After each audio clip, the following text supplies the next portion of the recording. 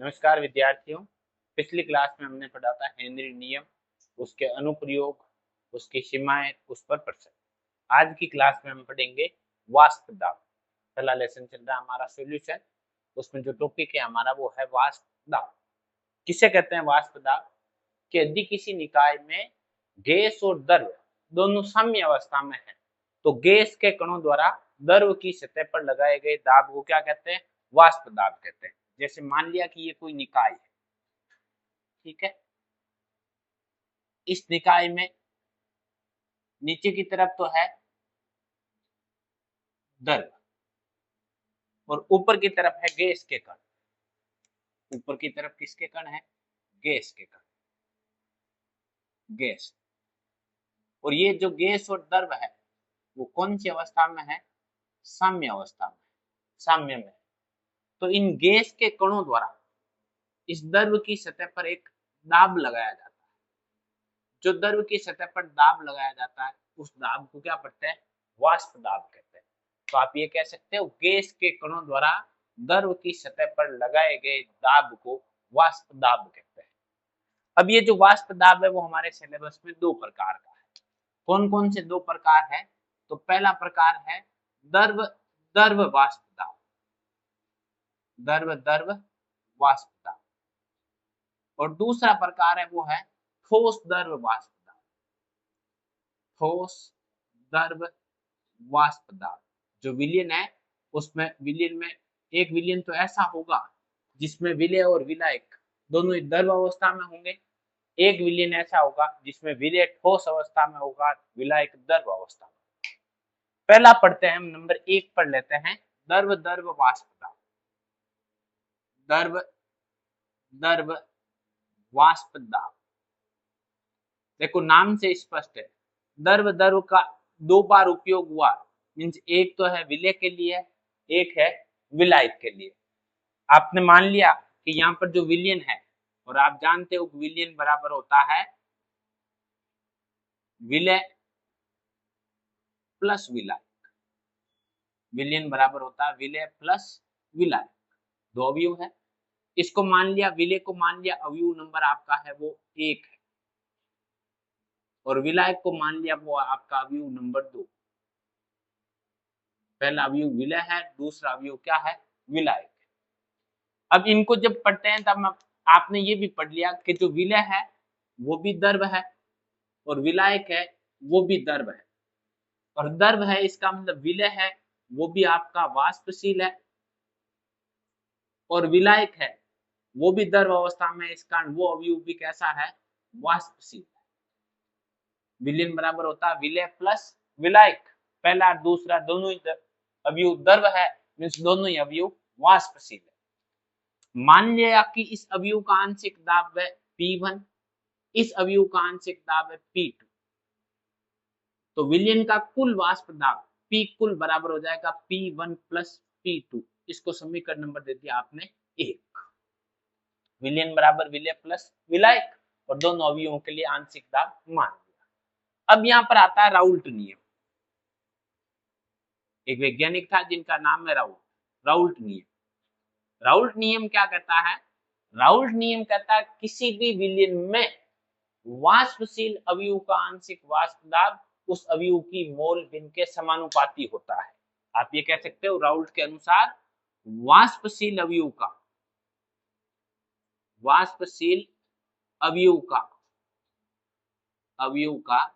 आंशिक वाष्प दाब, आंशिक वाष्प दाब उस अवयव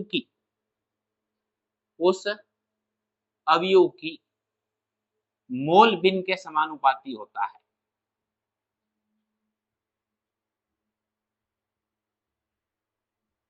मोल भिन्न के समानुपाती होता है। वापस देखना, हेनरी नियम राउल्ट नियम में अंतर है। हेनरी तो दो कथन किए थे वो अलग अलग थे। राउल्ट नियम क्या कहता है? किसी भी विलयन में वाष्पशील अवयव, केवल वाष्पशील मतलब द्रव प्रावस्था में होना चाहिए, वाष्पशील होना चाहिए। वाष्पशील का आंशिक वाष्प दाब उस अवयव की मोल भिन्न के समानुपाती होता है। तो यहाँ पर दो तरह के अवयव है। एक आपने ले लिया अवयव नंबर 1 और दूसरा है अवयव नंबर 2। अवयव नंबर 2 पहला विलय के लिए है, दूसरा विलायक के लिए। तो राउल्ट नियमानुसार पहले अवयव का आंशिक वाष्प पदार्थ P1 समानुपाती उस अवयव की मोल भिन्न X1, दूसरे अवयव का आंशिक वाष्प पदार्थ P2 समानुपाती X2। समानुपाती का साइन हटाओगे तो P1 बराबर हो जाएगा P1 नोड X1।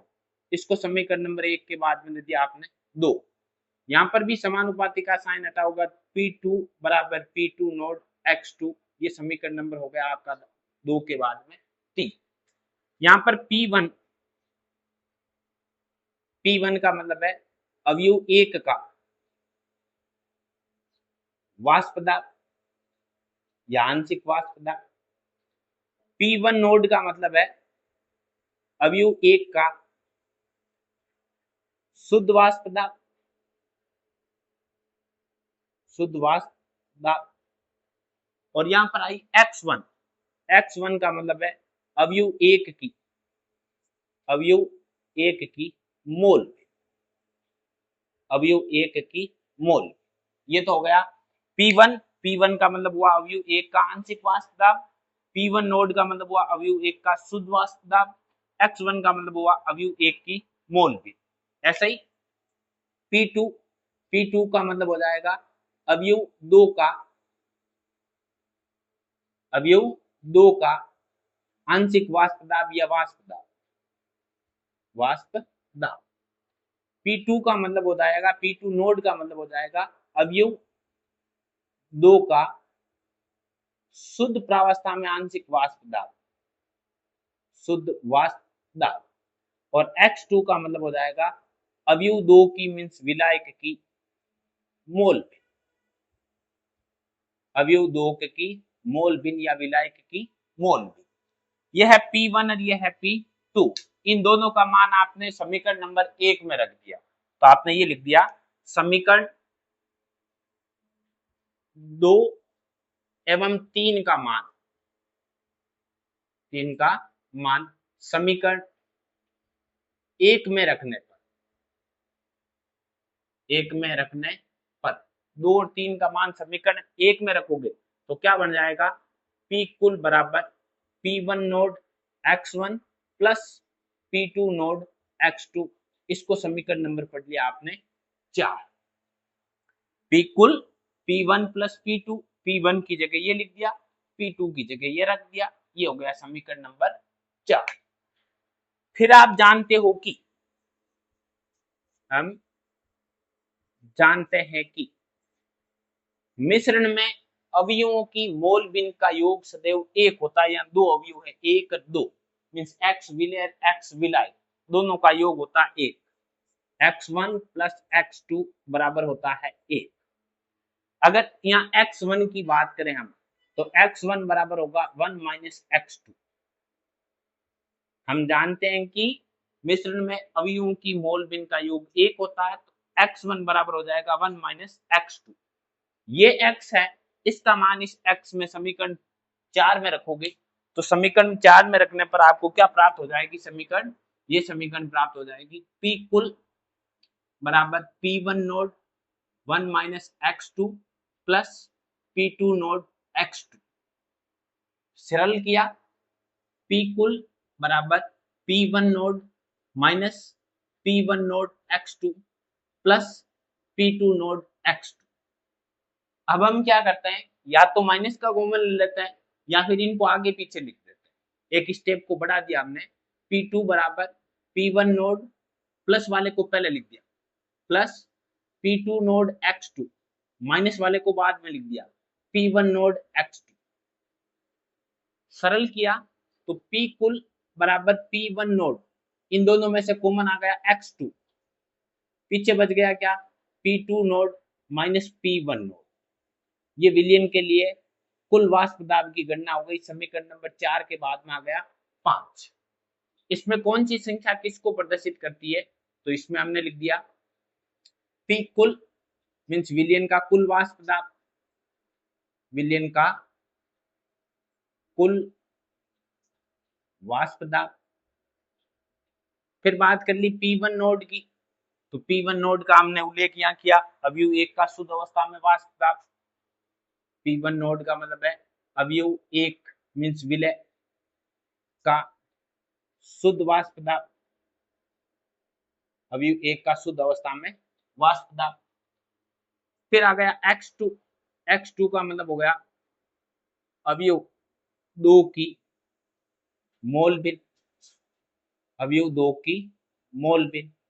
और P2 नोड आ गया मींस अवयव 2 का, अवयव 2 का मींस विलायक का शुद्ध वाष्प दाब, शुद्ध वाष्प दाब। ये हुआ द्रव द्रव विलीनों के लिए वाष्प दाब की गणना। वापस देखना एक बार, वाष्प दाब किसे कहते हैं कि किसी निकाय में द्रव और गैस साम्य अवस्था में है तो गैस के कणों द्वारा द्रव की सतह पर लगाए गए दाब को वाष्प दाब कहते हैं। कितने प्रकार का है? दो, द्रव द्रव और ठोस द्रव। पहले की बात करते हैं हम द्रव द्रव वाष्प दाब। द्रव द्रव वाष्प दाब का मतलब हुआ यहाँ द्रव का उपयोग 2 बार हुआ, पहले विलय के लिए, दूसरा विलायक के लिए। ये भी द्रव है मतलब वाष्पशील है, ये भी द्रव है वाष्पशील है। इसको अवयव 1 पढ़ा, इसको अवयव 2 पढ़ा। इसका आंशिक वाष्प दाब P1, इसका आंशिक वाष्प दाब P2, तो विलयन का कुल वाष्प दाब P कुल बराबर P1 प्लस P2, समीकरण नंबर 1। फिर वाष्प दाब के लिए नियम आता है राउल्ट नियम। राउल्ट नियमानुसार राउल्ट कहता है किसी भी विलयन में वाष्पशील अवयव का, कैसे अवयव का? वाष्पशील अवयव का आंशिक वाष्प दाब उस अवयव की मोल बिन के समानुपाती होता है। जिस अवयव का निकालना उस अवयव की, दोनों अवयव वाष्पशील है तो P1 समानुपाती X1 और P2 समानुपाती X2। समानुपाती का साइन हटाओगे तो उस अवयव का आएगा शुद्ध अवस्था में वाष्प दाब।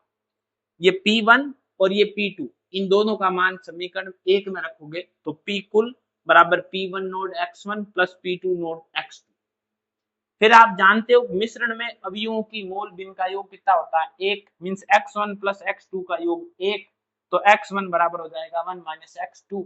ये मान अगर इस समीकरण में रखोगे, समीकरण नंबर 4 में, तो आपको ये समीकरण नंबर 5 प्राप्त हो जाएगी। P कुल बराबर P1 node plus X2 P2 node minus P1। दाब और मोल बिन के मध्य आरेख, वाष्प दाब और एवं मोल बिन, मोल बिन के मध्य आरेख,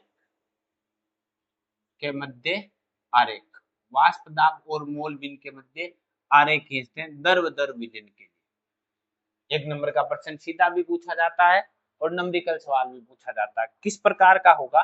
तो इसके लिए देखना हमें 3 समीकरण की जानकारी होनी चाहिए तब हम आरेख खींच सकते हैं।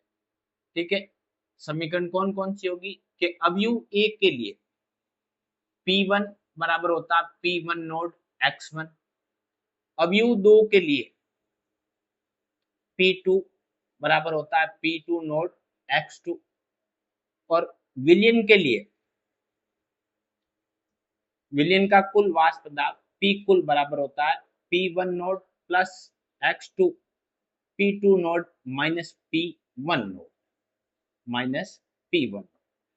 ये जो दोनों आरेख है ये तो है y बराबर mx प्रकार का, और ये जो आरेख है वो है y बराबर mx प्लस c प्रकार का, जिसमें c का मतलब होता है अंतःखंड।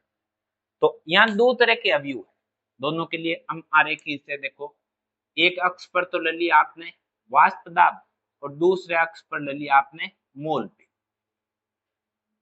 किन किन के मध्य आरेख खींचना है? वाष्प दाब और मोल बिन के मध्य आरेख खींचना है।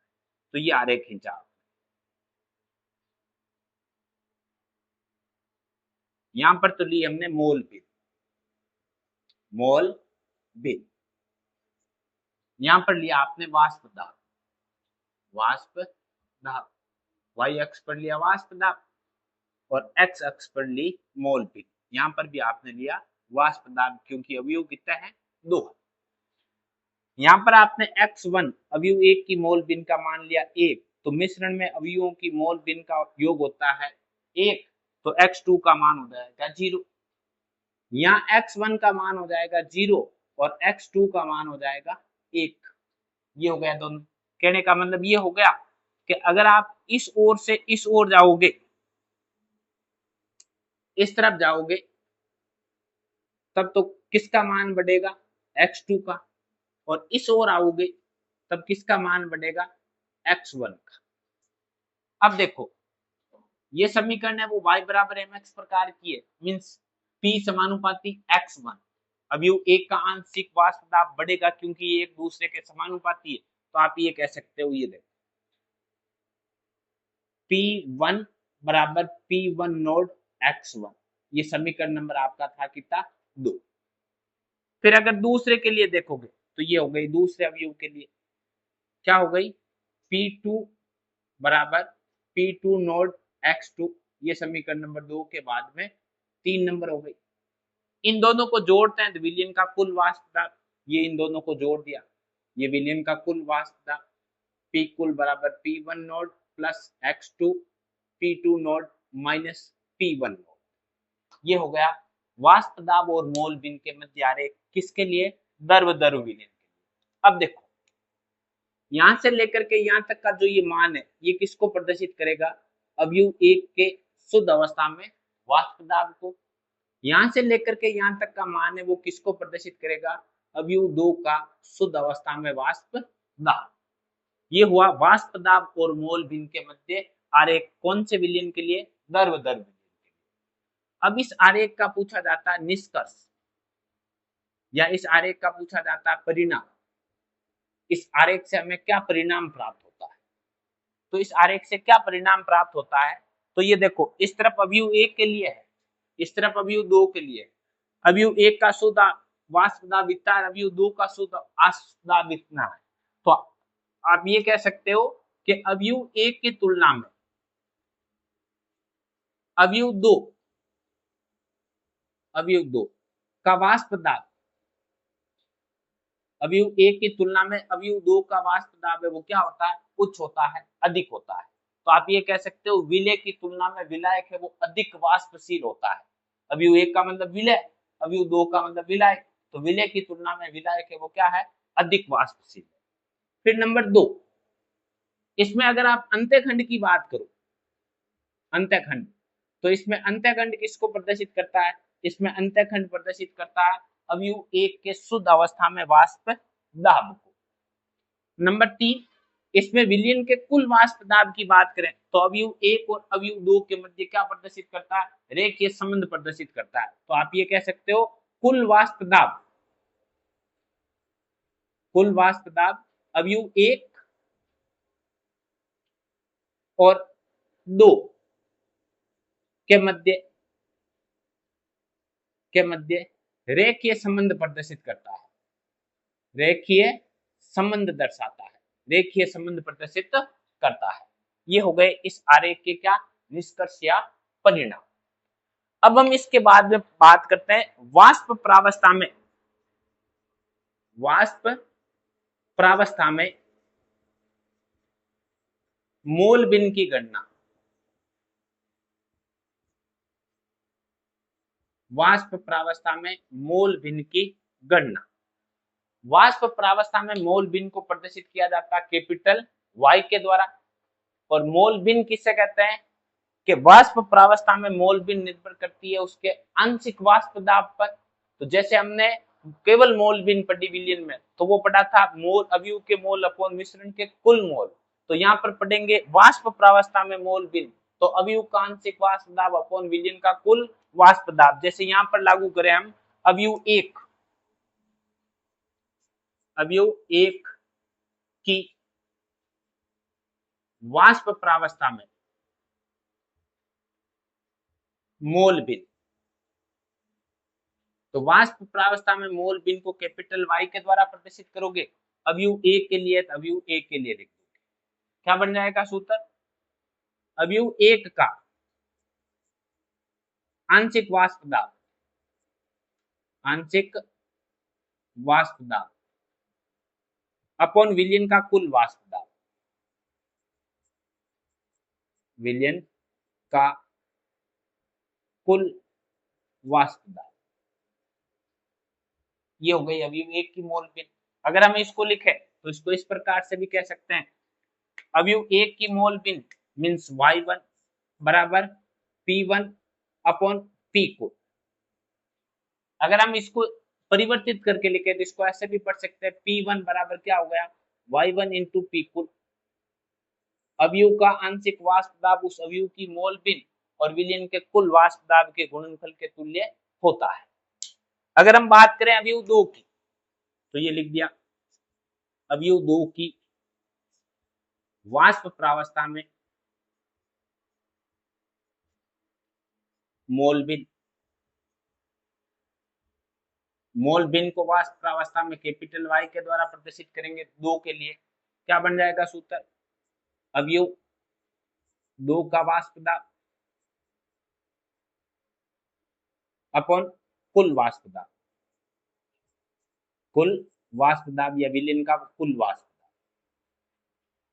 सरल करें तो हम इसको कैसे पढ़ सकते हैं कि अवयव 2 की मोल भिन्न मींस Y2 बराबर अवयव 2 का आंशिक वाष्प दाब P2 अपॉन P को, या फिर इसको ऐसे भी पढ़ सकते हैं P2 बराबर क्या हो जाएगा, Y2 इंटू विलयन का कुल वाष्प दाब।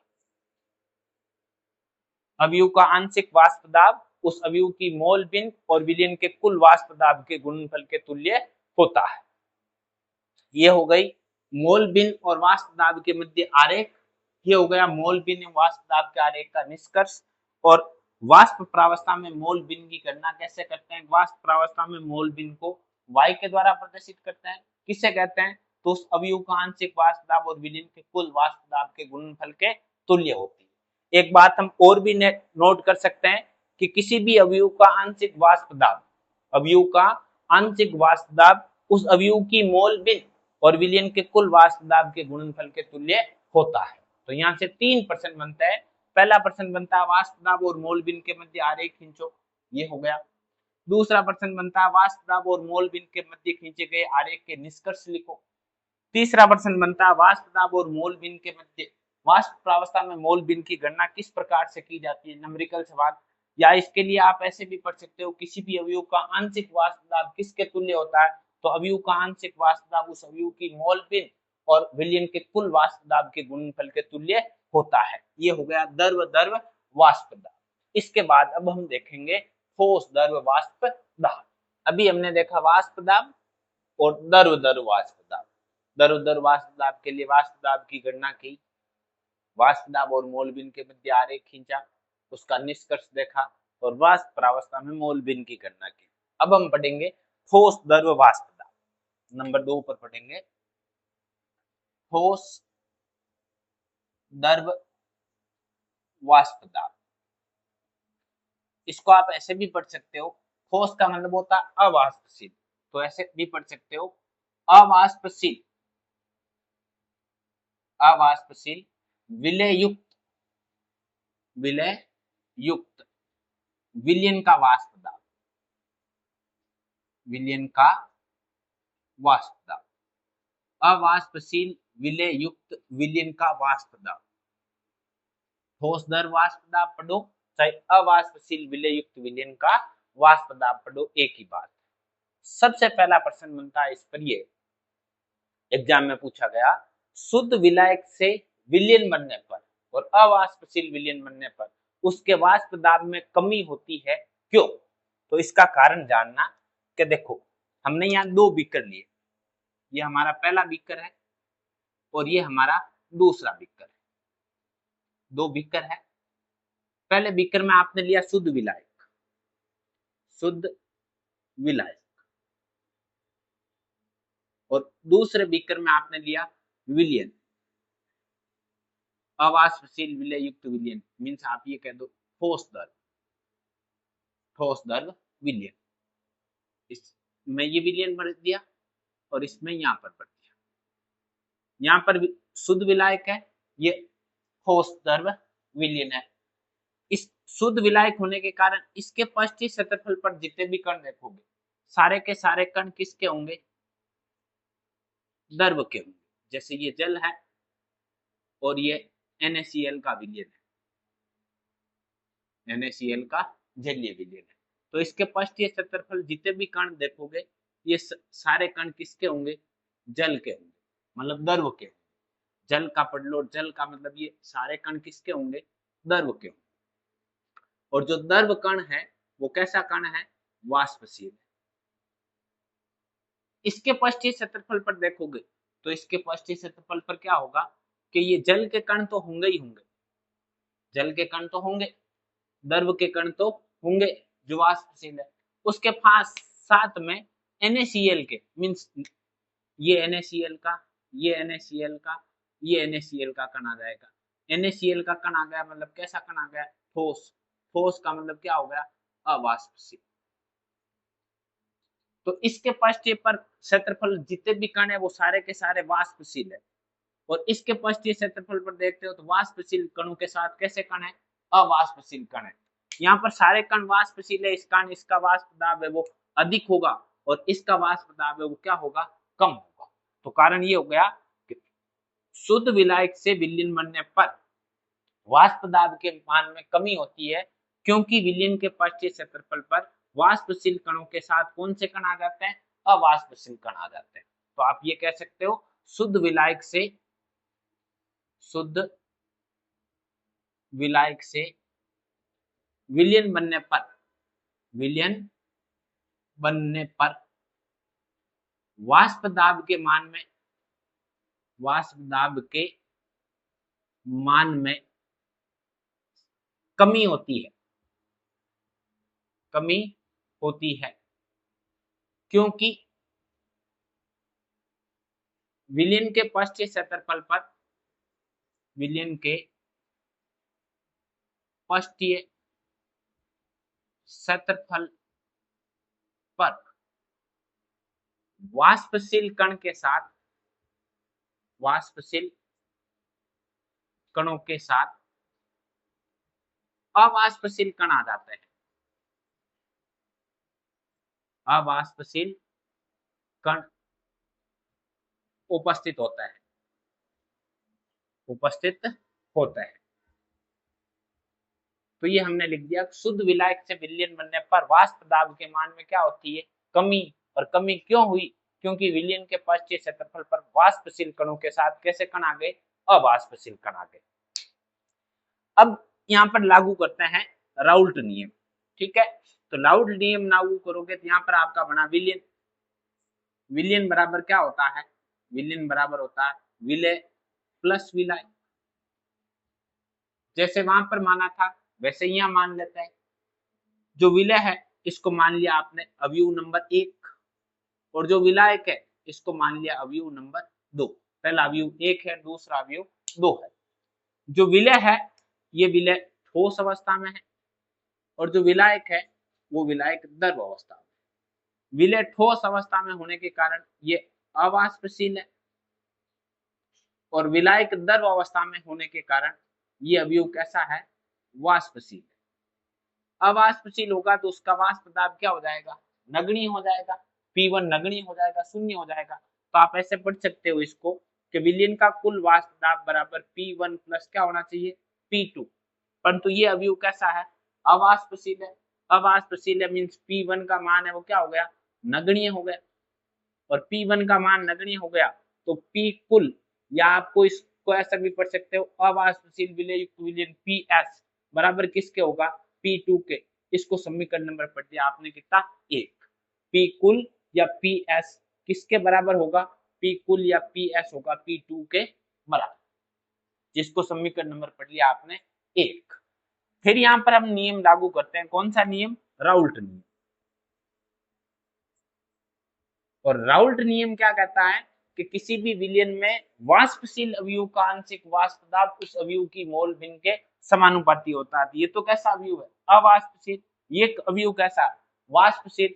मींस विलायक का वाष्प दाब विलायक की मोल भिन्न के समानुपाती होगा। आप इसको ऐसे पढ़ सकते हो एक्स विलायक P2 समानुपाती एक्स विलायक,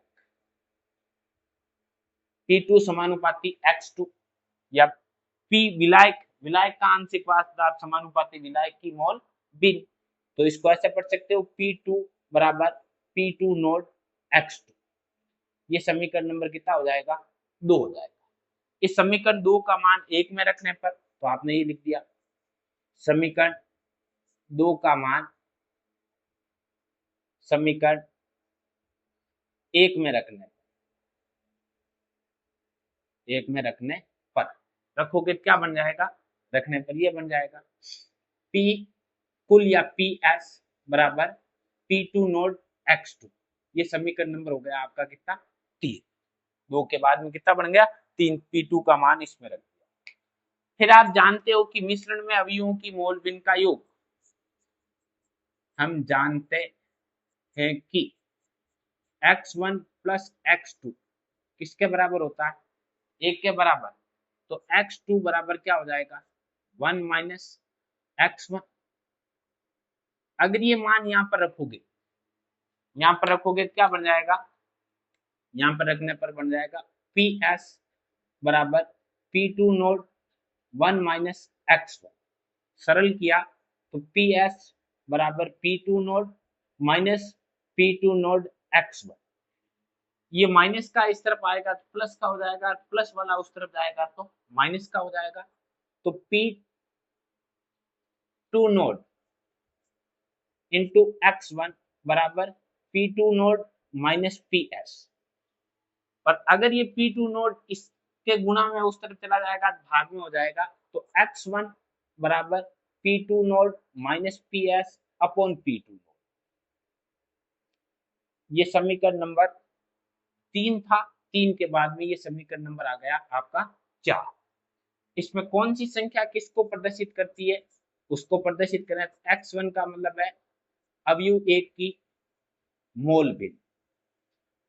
x1 का मतलब क्या है, अवयव एक की मोल भिन्न।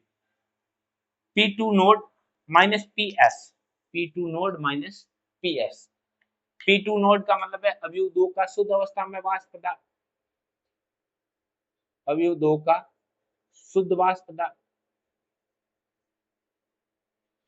और PS का मतलब है कुल वाष्प दाब, कुल वाष्प दाब। ये हो गया ठोस दर विलीन के लिए वाष्प दाब की गणना। एक बार वापस देख लेना। पहला इससे प्रश्न बनता है वाष्पशील विलीन का वाष्प दाब शुद्ध विलायक से कम होता है, क्यों। तो उसके लिए आपने 2 बीकर लिए। ये बीकर नंबर है आपका 1, इसको आपने पढ़ा P नोट। ये बीकर नंबर 2 है, इसको आपने पढ़ा PS। ये A और ये बीकर आपका कौन सा हो गया, B। शुद्ध विलायक से विलीन बनने पर वाष्प दाब के मान में कमी होती है। इसलिए कमी होती है क्योंकि इसके पृष्ठीय क्षेत्रफल पर वाष्पशील कण है और इसके पृष्ठीय क्षेत्रफल वाष्पशील कणों के साथ कौन से कण है, अवाष्पशील कण। फिर राउल्ट नियम लागू करोगे तो P कुल बराबर होता है P1 प्लस P2। P1 का मान नगण्य क्योंकि वो अवाष्पशील है, तो P कुल P2 के बराबर होगा। P कुल को PS भी पढ़ सकते हो। और यहाँ पर केवल विलायक का वाष्प दाब विलायक की मोल भिन्न के समानुपाती होगा, और समानुपाती का साइन हटाओगे P2 बराबर P2 नोड X2। ये मान यहाँ रख करके सरल करोगे तो ये आ जाएगा विलीन के कुल वाष्प दाब से संबंधित सूत्र या व्युत्पन्न हो जाएगा। ये हो गया ठोस द्रव वाष्प दाब। इससे पहले पढ़ा द्रव द्रव वाष्प दाब, तो ये तो हुआ वाष्प दाब जो 2 प्रकार के हैं, उन दोनों के बारे में जानकारी। ये हुआ आज का टॉपिक। इससे आगे पढ़ेंगे हम अगली क्लास में। अगर आपको ये टॉपिक जानकारी में आया, अच्छा लगे तो लाइक शेयर एंड सब्सक्राइब करें। धन्यवाद।